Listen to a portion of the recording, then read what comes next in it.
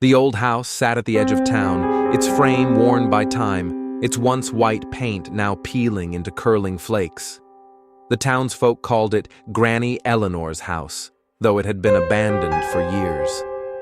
The last to live there was a frail old woman, Eleanor Whitaker, who had vanished without a trace. No one dared to go near the place, not after the stories.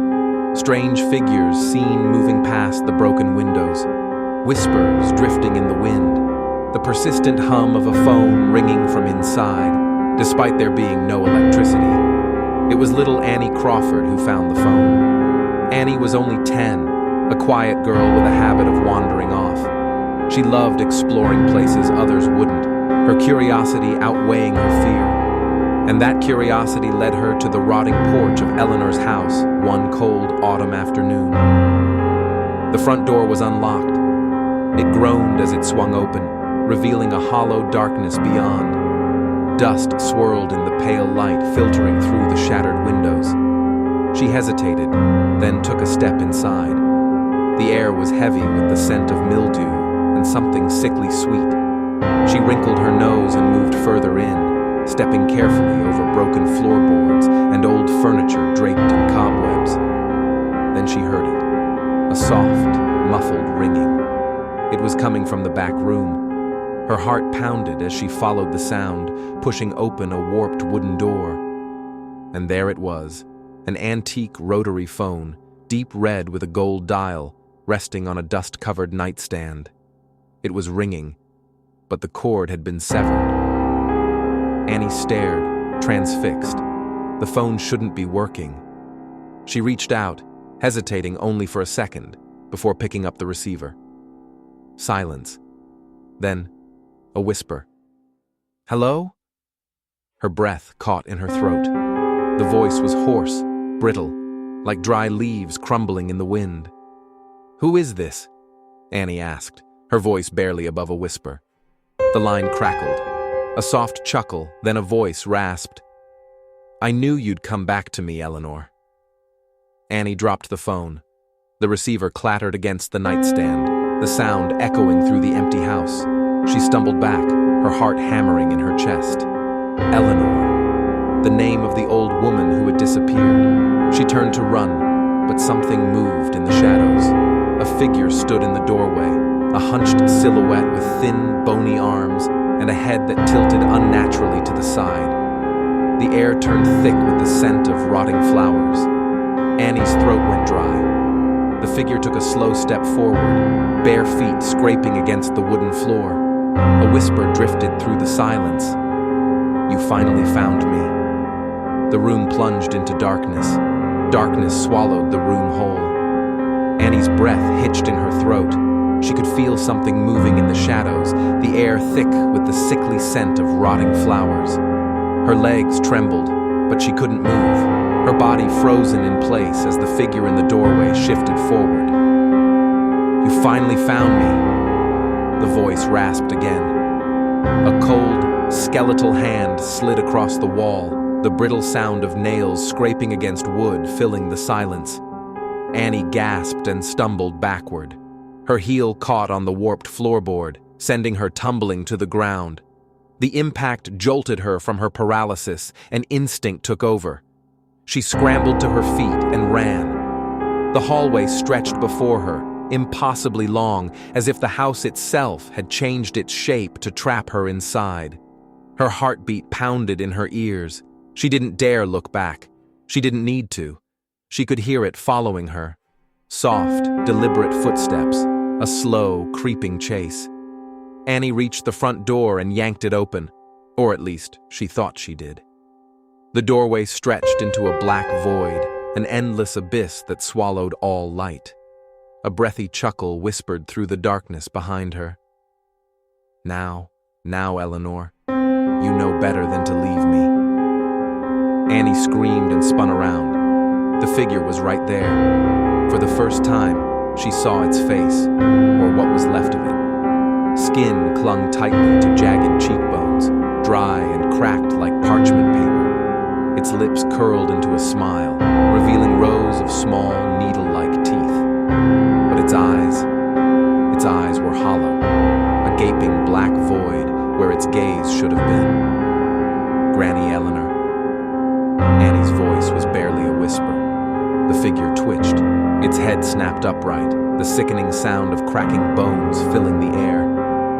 Not quite. The lights flickered back on. The room was empty. No figure, no scent of decay. Only Annie, panting, trembling, heart slamming against her ribs. She wasn't in the house anymore. She was in her own bedroom. Annie whipped around, disoriented. The soft glow of her nightlight cast long shadows along the walls.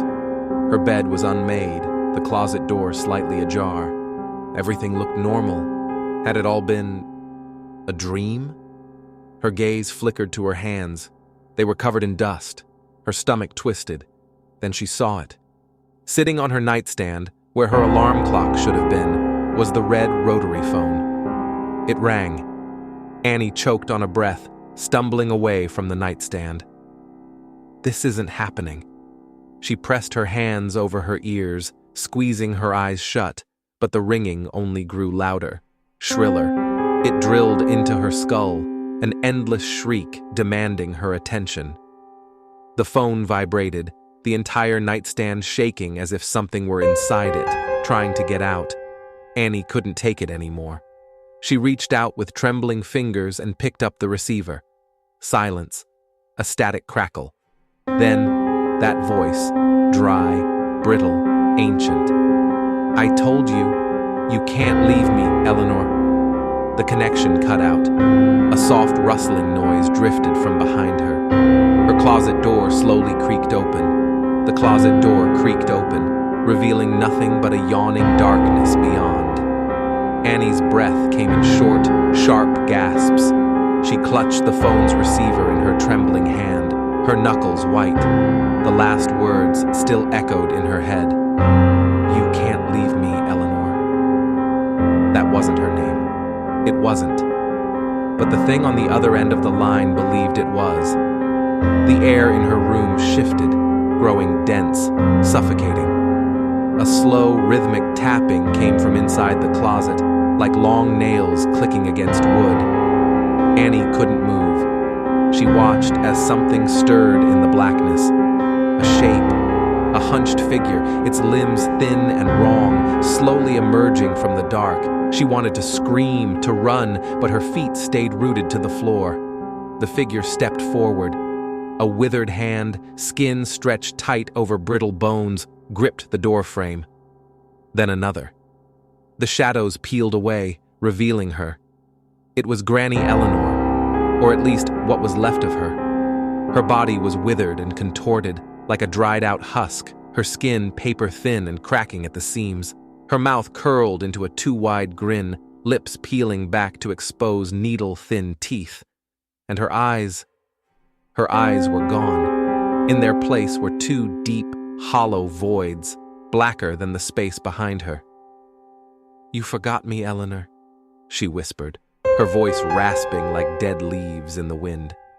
Annie's body lurched back as if she'd been yanked by an unseen force. The phone slipped from her grasp, clattering onto the floor. Granny Eleanor crawled toward her, her limbs jerking unnaturally, her body twitching in sudden, unnatural spasms. I waited for so long. Annie finally screamed.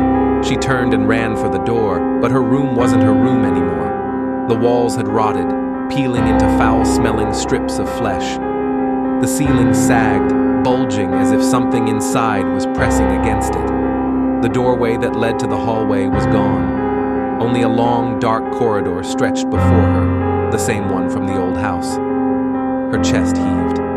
She was back inside Granny Eleanor's house. A shrill, piercing sound erupted from behind her. It took Annie a moment to realize it was laughter. She turned just in time to see Granny Eleanor lunge. Cold, skeletal hands wrapped around her throat. Annie thrashed, kicking, clawing, but Eleanor's grip was impossibly strong. You shouldn't have left me. The room spun, reality unraveling into a swirling, nightmarish blur.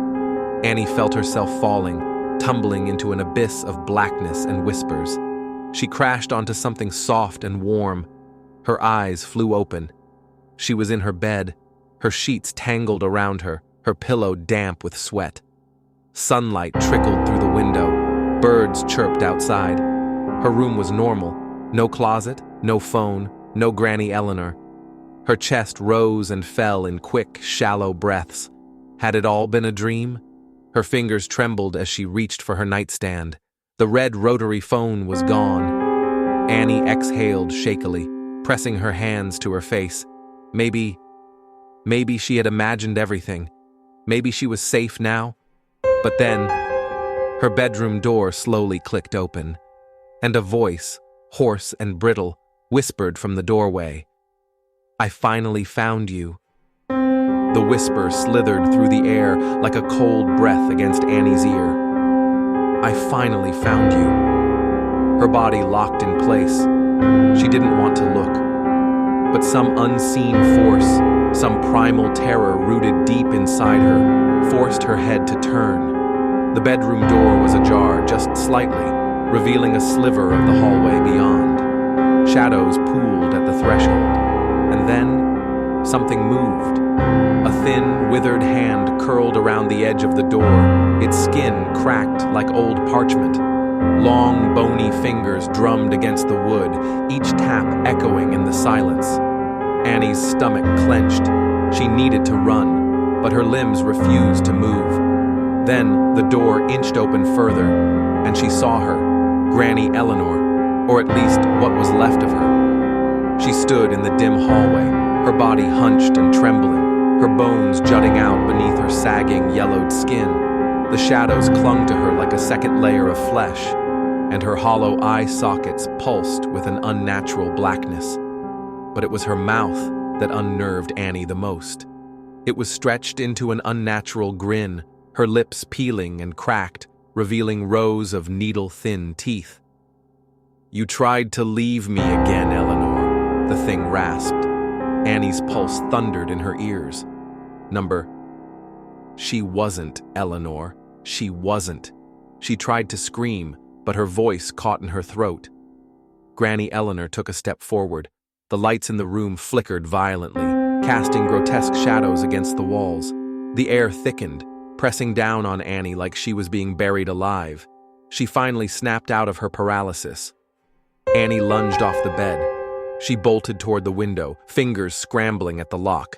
If she could just get outside, but the moment she turned the latch, the glass warped. The outside world rippled like water, twisting, distorting, and then it was gone. In its place was that same rotting corridor, the one from Granny Eleanor's house. Annie staggered backward, her breath coming in ragged gasps. She wasn't in her house. She had never left. The truth crashed into her like a freight train. "You never escaped, did you?" Granny Eleanor cooed, taking another step closer. Annie's back hit the wall. She was trapped. No doors, no windows, no way out. And then the phone rang. The red rotary phone sat right in the middle of the room, its cord still severed. The ringing was sharp, deafening, like nails on glass. Granny Eleanor tilted her head sharply, her grin widening. "Answer it," she whispered. Annie shook her head violently, but the ringing grew louder. It rattled through the walls, vibrating the floor beneath her feet, shaking her bones. Granny Eleanor lurched closer, her movements twitchy, insect-like. "Pick it up." Annie's hands clenched into fists. She wouldn't. She squeezed her eyes shut, willing the nightmare away.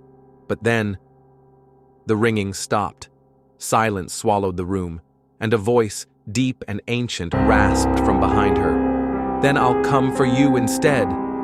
Cold, skeletal fingers gripped her shoulder. Annie screamed, and then everything went black. Darkness swallowed Annie whole. She was falling, or maybe sinking. A crushing, icy weight pressed down on her chest, stealing the air from her lungs. She couldn't move, couldn't scream. Then, suddenly, she hit the ground. The impact sent a sharp jolt through her body. Cold, damp wood pressed against her palms. The air was thick with the scent of mildew and rot. Annie gasped, sucking in ragged, desperate breaths. She wasn't in her room anymore. She was back in Granny Eleanor's house, but this time it was different. The wallpaper had peeled away, revealing dark, pulsing veins beneath the surface, as if the house itself were alive. The furniture was covered in thick layers of dust, the wooden floorboards warped and uneven. The entire house breathed, a slow, rhythmic groan that sent shivers down Annie's spine. A single light bulb flickered above her, its dim glow casting grotesque, shifting shadows along the walls. And then, the phone rang. The red rotary phone sat in the center of the room. The cord still hung in frayed, severed strands, yet the dial glowed a sickly red, pulsing like a heartbeat. The ringing was deafening. It echoed through the house, rattling the walls, clawing at her sanity. Annie backed away, shaking her head. Number, she wouldn't answer. She spun toward the door, but there was no door. The house was sealing her inside. The ringing grew shriller, drilling into her skull. The very air trembled with it. Then, a voice slithered through the static, low and ancient. "I waited for you, Eleanor." Annie choked on a breath. It was her voice. No, it wasn't possible. She staggered back, clutching her head. She wasn't Eleanor. She wasn't. The voice laughed. "You don't remember, do you?" The shadows twisted and shifted, coiling like smoke. And then, they formed something. A reflection, a mirror. And in its surface, Annie saw herself. But it wasn't just her. It was Eleanor. Her hair was streaked with gray, her face lined with the passage of time. She looked older, her eyes hollow with forgotten memories, and suddenly, it all came back. She was Eleanor, or at least she had been, a long time ago, before she had picked up that cursed phone, before she had made the deal that trapped her in this house. She had tried to escape, tried to forget who she was, but the house never let her go. It had simply reset her, reborn her into a new life, and now the cycle was starting again. Her breath came in short, panicked gasps. The phone rang one last time. The voice whispered, "It's your turn now." The walls collapsed inward. The darkness swallowed her whole. And then, silence. 1 week later. A soft breeze rustled through the trees as the for sale sign swayed outside the abandoned house. A young woman stood at the doorstep, her fingers lightly tracing the dusty red rotary phone she had found inside. It was old, strange, out of place. Curious, she lifted the receiver. The dial pulsed red, and from deep within the static, a voice, soft and familiar, whispered, "Hello." The end. A mirror.